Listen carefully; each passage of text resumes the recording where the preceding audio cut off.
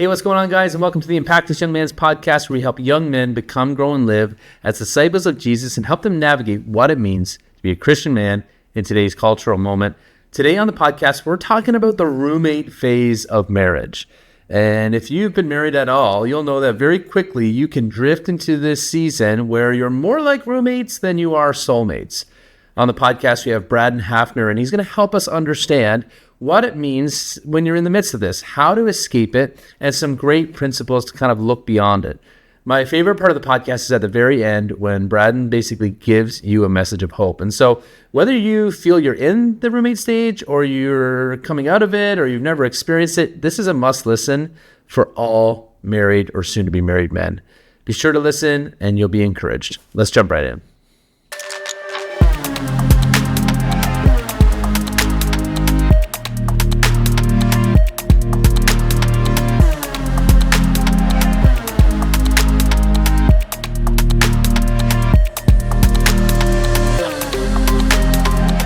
Well, Brad, man, thanks so much for being with us. It's awesome to have you on the podcast. Oh, glad to be here, Jordan. Yeah, man. I've been meaning to connect with you guys from Family Life Canada for a while now, but finally made it happen. You've been at a number of our conferences, yeah? Yeah, I've been to, primarily the ones in Edmonton, but our organization, we have been to the ones you've done in Winnipeg and I think out east as well, too. So very well versed and familiar and champion what you guys do. We really believe in the mission that you have men's ministry is something that's definitely near and dear to my heart. So love you guys. Well, thanks, man. Thanks. Yeah, it's mutual. Tell us a little bit about Family Life Canada very briefly, and then maybe just how you fell into doing this and what get you started at talking about marriage. Sure. Yeah, Family Life has been in Canada for 30 plus years now, and it was started out of the campus ministry and Power to Change, known as Crew in the U.S., and it really was initially started to be a support for the staff of Crew, but it started to expand from there, and it became something to support the marriages of, Canada and beyond. Obviously our sister organization in the U.S. is much larger, but yeah, that's really our heart to support marriages. Bring help and hope to marriages is our tagline.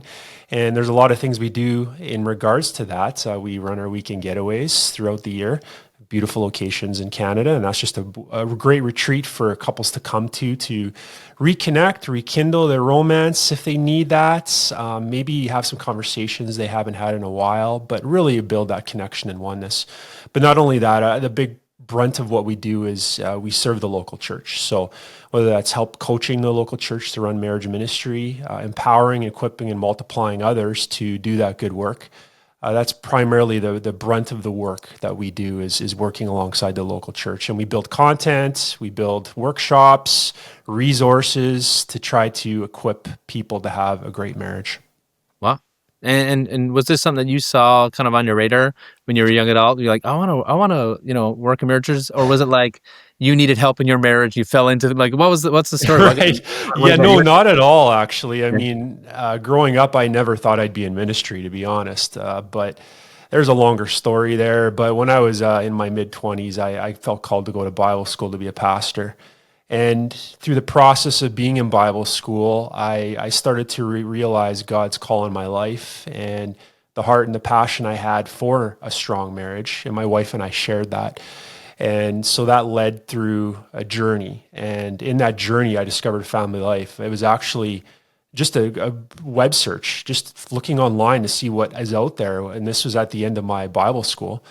And I actually just reached out through their website, an email there, a generic email. And that is basically how I got connected to Family Life. They joke that I'm probably the only one. And typically people are recruited or are found, but I found them. So I'm a little bit different that way. And I think God has a funny sense of humor when it comes to that kind of stuff. So, and the rest is history. I've been with Family Life now for 10 years, which is pretty amazing. I can't believe it. This is my 10th year, and my wife joined me. She used to be a high school science teacher, and she left that great career a few years ago to join me to do this full time. So it's been quite the journey, but I think having a strong marriage is something that I've always been passionate about, and my wife and I have always done that work of trying to grow that connection that we have, of course, with Jesus at the center, but because that's been a heart and passion of ours, we just wanted to pass that on and help others to experience that connection that God wants us to have in our marriages.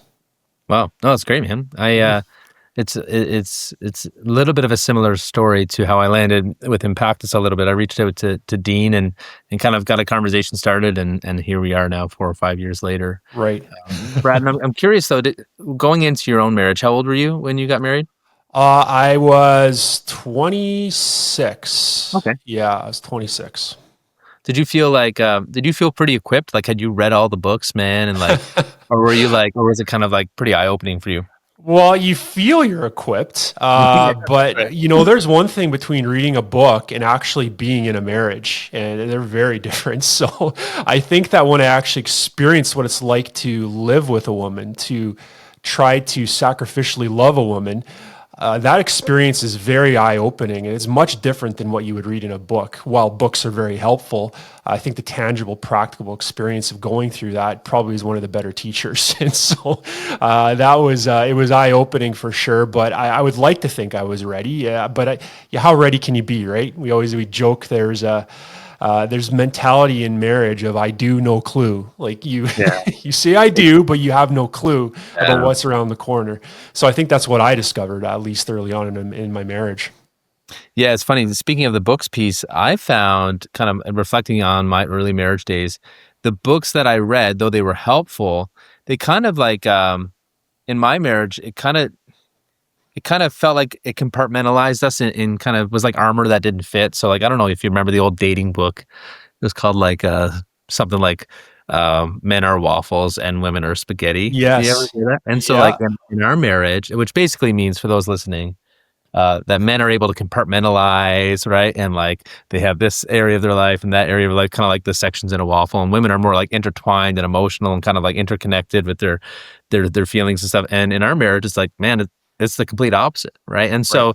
so some of the books that we read were helpful, but it kind of felt like I had sometimes to read the women's chapter, and my wife should have read the men's chapter, to be honest. And so, like again, it's just an example of how like you think you know what you're doing when you get into marriage. You're like, oh man, like actually, we've got to flip this kind of on its head a little bit and reinvent it for ourselves. Right. Um, Yeah. and now it's funny. You and I were chatting before we started recording, and I was just talking about how we had a third child recently. So we're in a unique season, and recently my wife and I got talking about something that we've seen on social, and we hear friends talk about. It's this idea of the roommate phase. Hmm. The roommate phase, is that I see it online, I see people talking about it, but is that something that you guys deal with at Family Life Canada? This idea of being more like roommates than I guess soulmates in a sense. Yeah, that's a very real experience for many marriages. We always like to say that there's two unique challenges that every couple goes through. The first one is differences, and that's usually butted up against early on in the relationship. And the Right. other one is drift. And drift really is the slow erosion of connection over time, of intimacy over time. And there's no villain in it. It's just simply the fact of life. Like you have Right. kids, you have work, you have different stressors in life that create this hurried pace that sometimes we just stop connecting the way that we once did. And again, it's not an active decision; it's more of indecision. It's just the lack of making those intentional choices day in and day out. And again, it's not to hammer on anybody. This is just something that we all face as marrieds, and it takes a real concerted effort to connect on a daily basis. And I know that different seasons bring different challenges, and that's tricky because what you once did isn't necessarily going to work now. Right. Because I mean, like you're saying, Jordan, you have a young family, a new baby. There's unique challenges that you're facing right now that you didn't face 6, 7, 8 years ago. Yeah. And so you have to kind of have a new marriage, and you need to constantly check in with each other so that you have that intentional connection. Otherwise, yes, the roommate phase is a very real thing. And that's why they say years 20 to 25 in Canada anyway is the next big bump in divorce. And the reason why is because of drift, of the roommate phase, where you've had kids and you've worked so hard and focused on co-parenting. But then all of a sudden the kids get older and they don't need you as much. And you look at each other across the proverbial table and say, I don't know who you are anymore. We Yeah. haven't connected for years. And it's really hard and for some couples at that stage to recognize the fact that it's because they have drifted apart. they will often think, oh, we just fallen out of love, right? You ever heard that Right. before? That language, yeah. And that's such a lie, because you can come back into love. It's Right. really is a choice, but because there's this been slow erosion over time, you start to craft your own narrative about, well, maybe I'm with the wrong person. Maybe if I was Right. somebody else, I'd be happier. And that's where that bump in divorce comes from, is just, well, if I get out of this marriage and into another marriage, it'll be so much better for me. And of course that's a lie, because you're going to have all the same problems if you get into another relationship anyway. So yes, the roommate phase is a very real thing that we all, I think every couple has to deal with, whether you have kids or not. There are seasons of drift because of just life. And so we have to make that conscious choice. How are we going to connect? How are we going to be married day in and day out? Oh man, that's really good. The thing I like about what you said there is that different seasons of marriage require different things, right? And so if you're living with like nostalgia or desire for those early days of dating, those feelings of what might be infatuation, then you'll probably be let down a little bit, because Yeah. And I've heard some people say it's not roommate phase, it's teammate phase. You're just you're kind of working together and making the household things happen. And I'm like, man, I do want a teammate, but I don't want just a teammate. Yeah, that's You know? right. Yeah, I want more than a teammate. And so I'm curious, Brad, what are some warning signs to a guy? And typically guys know when they're in it, right? Typically guys know, like, I'm in it. But what are some warning signs that I might be trending towards this? I love the language you used, actually, the drift. Yeah. 'Cause sometimes, I don't know if you've ever had this. You might be at like a wave pool or at the beach, and you don't know you're drifting, right? Like, and then Yes. you're like, oh man, I'm a long way from shore. Right? Like, and so what are some ways to say, oh man, the tide is taking me out here a little bit? Like any indicators at all? You know what? I think there are. It takes some real work on your part. Now, I always like to say that in the relationship, one of you is a barometer, meaning that typically one of you knows the temperature of the relationship. And guys, to be honest, often that is our wives. They just are more relationally attuned than we are. So I think that for us as men, one of the things that we need to recognize is, are we talking anymore? And I don't just mean about logistics and who's going to pick up Jimmy from soccer practice or who's going to Costco. Not that kind of talking. I mean the heart-to-heart conversations. And are you curious anymore about your wife? And I think we lose that curiosity over time, that we just think we know each other, and by osmosis, we're just going to get each other. But no, we're fluid people, right? We're changing. There's different things that are happening in life. So I think a key indicator for us is, are we doing the good work, intention of connecting to our wives and having conversation? Now, of course, in seasons, that's trickier, and it takes a lot more concerted effort on our part, especially if you have young kids or if you're, say, in shift work, for instance. It takes more of an effort, but are you checking in? And I think that we can easily just say, hey, you know what? Today's too busy. I'm not going to do that. I'm just going to throw it off till next week. And that's typically one of the signs, or at least a warning sign, because we know what happens then. If you rationalize or procrastinate some of those things, often they stop happening. I mean, I always think one of the indicators for myself is I typically will go down and get myself a glass of water. And one of the things that I do, and my wife does for me, is I'll fill up her glass, because we keep them by the sink. Now, the instant that I stopped doing that, because I'm like, I don't want to do that, she can get her own water.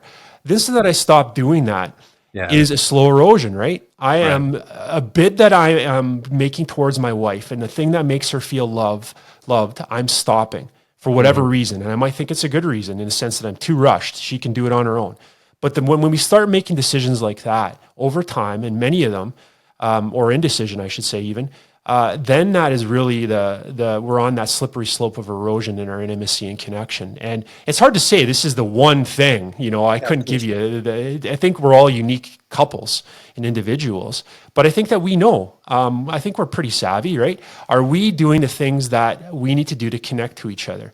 And if the answer is no, well, then that could be a good answer. And I think it just takes that real conversation with each other. Like, how are we doing? And how can we get back to a place where we are connecting, whether it's just a 5-minute heart-to-heart conversation every day, or even if just saying you kiss each other goodbye, and when you see each other, you give each other an embrace, you hug each other hello.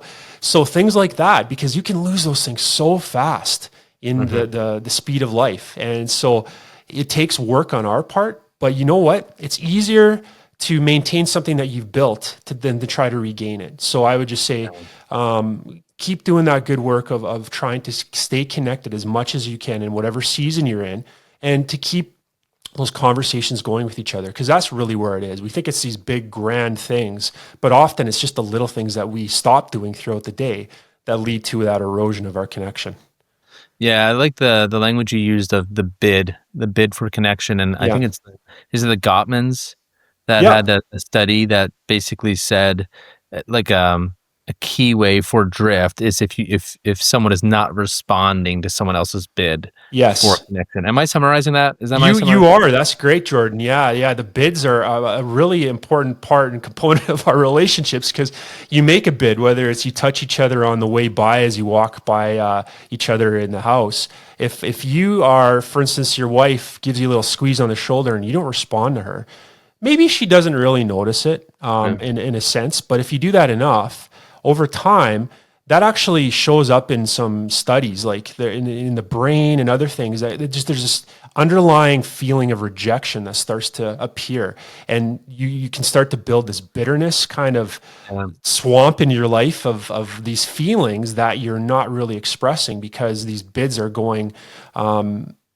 They're going unnoticed, and so it's important that we respond to those bids. And healthy couples, studies show, respond on a massive disproportionate amount. They respond to those bids, and so that's really, like, is your spouse making a bid towards you today? Whether it's, hey, she mentioned something about something she's interested in, like something she read in a magazine or something that happened in her day. Are you just giving her a grunt of acknowledgement, or are you Right. actually stopping what you're doing, turning to her and asking questions about that thing?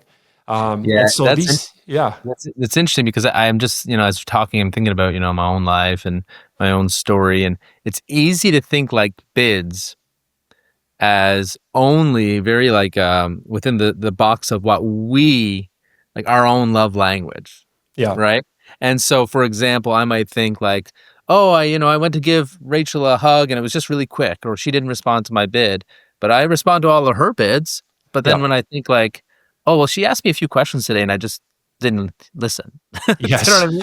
Like it's really easy as men and as as women too, I'm sure, to think of the bids that you're giving towards your wife is one thing, but we often don't recognize. Oftentimes, the bids are probably a different love language or a different way yeah. of communicating than we're giving, if that makes sense. Oh, And so, 100%. yeah, and so the whole love language and bids thing is probably all tied up into one there. It really is. And it's often, like if you're not familiar with love languages, for those that are listening, really we speak a certain language when it comes to love, and we give and Right. receive in that language. And often our spouse is different than us. Yeah. So they might like, physical touch, and maybe we like acts of service. So we're going to love in the way that we know, right? So we're going to do things for our spouse when really all they want is a hug. And Yeah.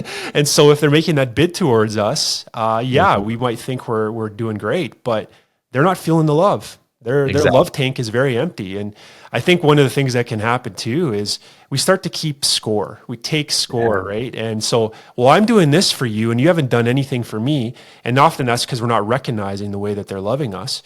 And then so we create this list in our mind of things that have been done or not been done for us. And then so we'll love accordingly, right? We become Yeah. conditional in our love.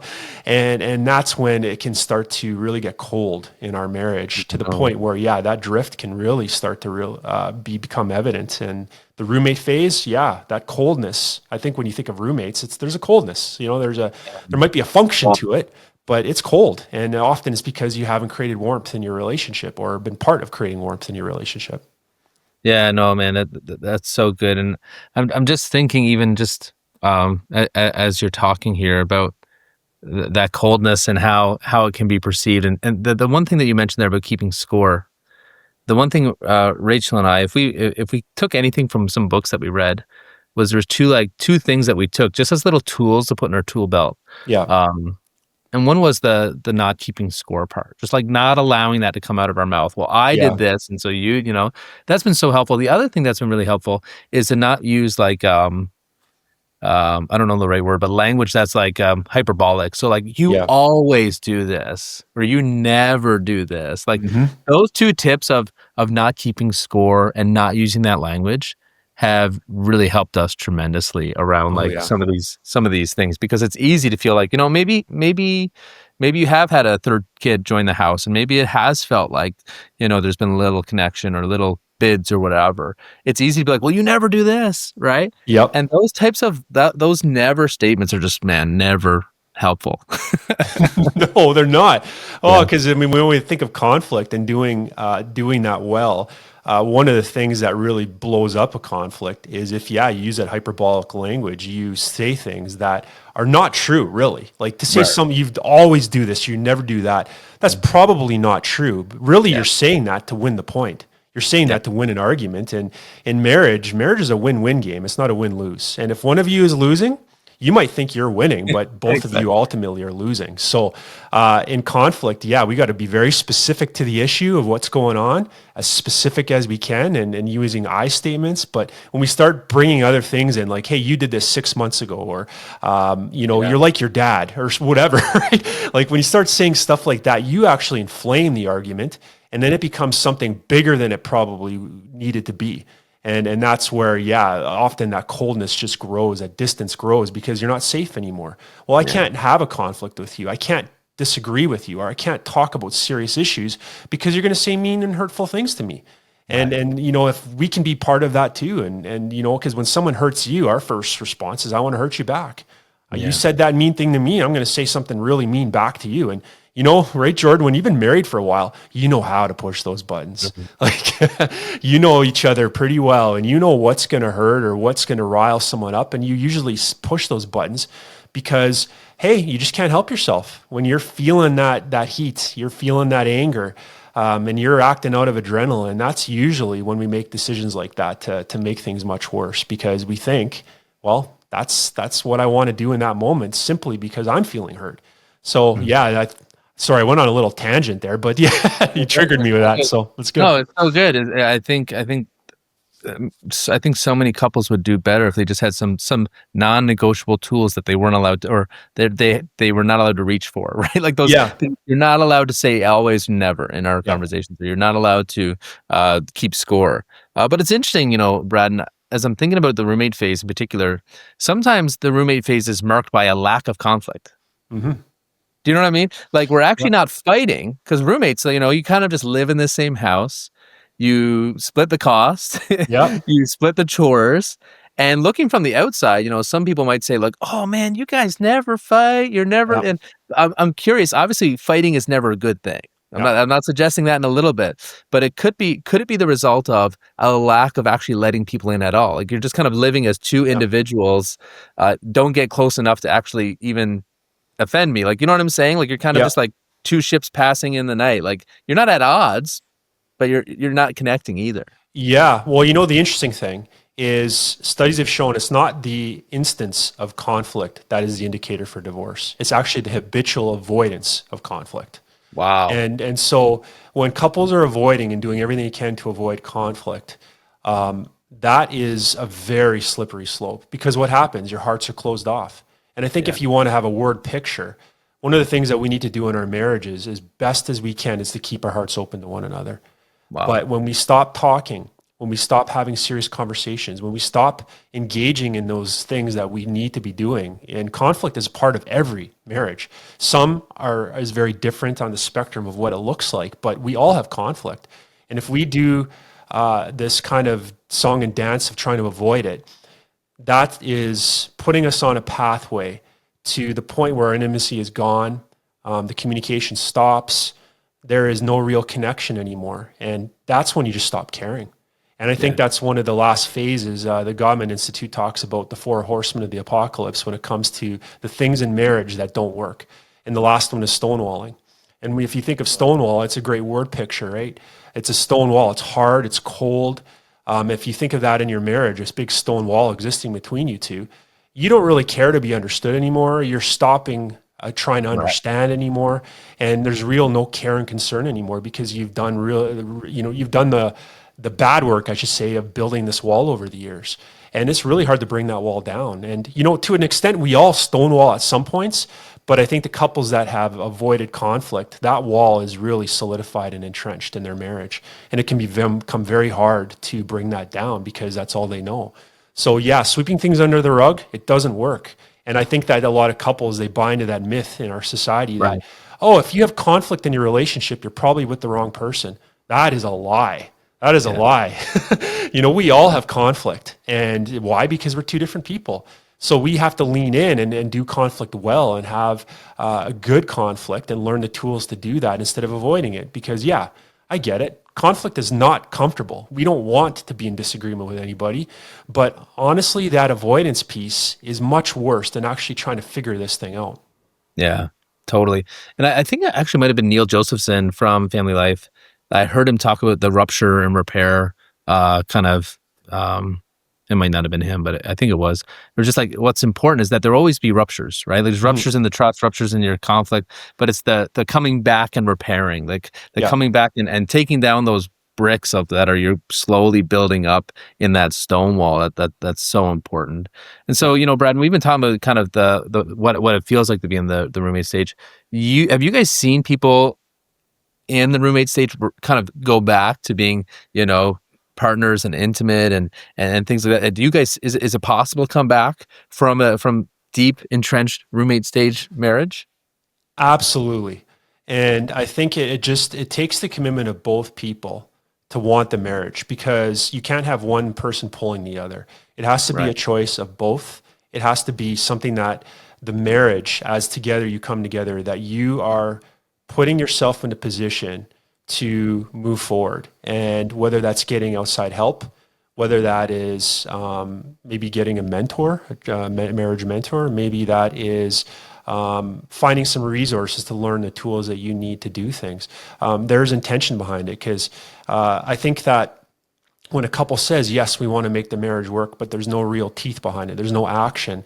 I love the sentiment of saying we want to make it work, but we've found that couples that are in that stage that have drifted apart and are roommates, the ones that actually make the decisions to do the work, to come back together and to grow, those are the ones that are successful. Right. It's one thing to say something, but it's another thing to do it. And so, yes, there is incredible hope. And of course, being a Christ follower, I would say Jesus needs to be the center of all this. However, there's no however to that, but I think that's the key thing. And, but with saying that God's the center, there's also some components to that need to be revealed as well. Yeah. And are you engaging in your faith? Are you engaging in your relationship with God? That's a big thing too, because he's the one that teaches us how to forgive. He's the one that teaches us how to sacrificially love. He's the one that meets the deep inner needs of our heart that really our spouses can't. So if you're looking for your spouse to complete you or make you happy, Right. you're going to miss the boat. And so that's why it's important for us to first lean into God and our faith, but also then out of that, which is God gives us the reasons. God gives us the heart to do things. And we can have all the how-tos, but we have to have the heart too as well. And Yeah. so it's important that we have that at central in our lives on an individual basis. So focus on those things, but then come back together out of that we're going to do the work to work on our marriage. And so yes, that was a long-winded answer. There are so many couples we have seen come back from that drift and come back stronger. You talked about having nostalgia and wanting something old, something that was once lost. Well, they actually have something better, something new. And isn't that exciting? Like, that's what God does. We have a new marriage, and God can do that in our lives, something better than we even could imagine. And I think that couples need to see that hope, to know that, yes, even though we've drifted and maybe feel like we have a little bit of a stone wall or whatever else, go down the list, with God's help, we can come back and actually have a better marriage. And so that's something I would leave with couples that are feeling that drift. There is such hope for you. And there is such joy beyond maybe what you're feeling right now. And I think that for many couples that have lost hope, I just pray that you hear that message. And I know that it can seem like a big mountain to climb, but we have seen couples do it, and they would turn around and I'm sure tell them their younger selves, do it. No matter the work it's going to take, no matter the intention it's going to take, and the difficult conversations, it is worth it. Yeah. Oh, it's good, man. It's very encouraging. And the thing that I find sometimes, because we're speaking to men here, is and even I'm sure women as well, the desire in marriage trouble is to change the other person. Yeah. Right. Yeah. Unfortunately, men that are listening, you can only change yourself. Yes. Right. You can only be 100% responsible for how you love your wife. And that's where I think the Christian faith has an edge in marital restoration, as you were saying. Yeah. That we have the model of Jesus, and the image that he gives to us is to be like him, who loved the bride so much. He basically, not basically, he went to the point of death, service to the point of death. And from my experience of working with men are wanting to be called to like a high responsibility, high challenge. Like for some reason, men love the idea of being that person. Yeah. And so I would just say, if you're a man and you're listening to this today, and you're, maybe things are not the way you had hoped or wanted, or maybe marriage hasn't turned out like you had thought, and maybe you're in the depths of the roommate stage, I would just implore you and exhort you to try not focus on how your wife can change, but perhaps how much more can you reflect the heart and the love of Christ towards her, and pray that the Lord would do the same to her, to warm her heart. Yeah, that's great. Yeah, that's my encouragement. Brad, I'm just curious, could you tell us a little bit more about where people can find things about Family Life Canada? I think we've just scratched the surface on a topic today that I know many men are wondering about. And so you've also got, I think, a personal podcast or a podcast that you run. Tell us all about where we can find out more. And I would just like to say, from Impactus side, Family Life Canada, their weekend retreats, their getaways, things like that, their content and trainings, you need to take advantage of this if you can. And so tell people where they can find more of that. Sure. Thanks, Jordan. Yeah. So familylifecanada.com, if you want to learn really of all what's going on and more about us, that's a good one. And on there, you will notice the weekend getaways. And I just encourage you, that could be a great place for you to start in reconnecting with your spouse. If you have had some drift and you are feeling more like the roommate, that could be a great place. But within familylifecanada.com, you're going to notice we do a lot of other things like, marriage mentoring. We run different workshops throughout the year, all across Canada. And so I would just say plug in and start engaging with your marriage and learning some things that will help in that regard. And as far as the podcast, thanks for mentioning that, Jordan. I run a podcast called Pure Victory Podcast, and that was birthed out of a lot of pain in my life that had happened early on in my marriage, where I had pornography in my marriage brought in by me. And with God's help and His grace, I was able to get sober, but get healing, more importantly. And now I'm turning around and helping other people do the work to get porn out of their marriage. And so that's not only marriage, just in life. And so that's something that's really been kind of a passion project for me, because I don't want to see people suffer with that. But we're on all the socials as well, Family Life. I was just telling you, Jordan, that that's not my big thing, so I couldn't even tell you what the handles are. I'm terrible. But I'd go to familylifecanada.com. You'll see our Instagram, you'll see our Facebook, you'll see whatever else we're on X, I guess. So check those things out. Well, listen, man, thank you. And we may see you in Edmonton. I'm not sure, but if you're there, I'll definitely stop by the booth and say hello. And man, thanks so much for being on the podcast again. Oh, thanks, Jordan. And thanks for having me, and love Impactus. Glad you guys are doing what you're doing, and keep the good work up. Awesome, man. Thanks so much.